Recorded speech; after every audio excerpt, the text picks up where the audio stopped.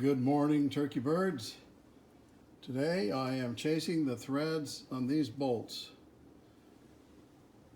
These are all the seat bolts and the bolts that hold the rails to the seats, so you can adjust the forward or rearward motion of the seats. And of course, they're very old and they're rusty, but I'm going to chase these threads so that I can clean the threads up and they'll fit in the hole and bolt and tighten up properly. Got my socket. I get to put that on there. Clean all those threads up.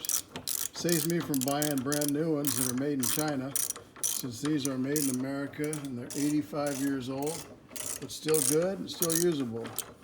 And that gives me great joy to do that. It makes it so much nicer when I can know for sure that it has 90% of the original hardware in this car, the 1941 Buick, that it came with. I did have to buy some newer hardware, and that wasn't very fun to do because it just goes against my nature to find something original and not be able to use it. So anyway, get these all cleaned up, bolt the seat in when it's ready.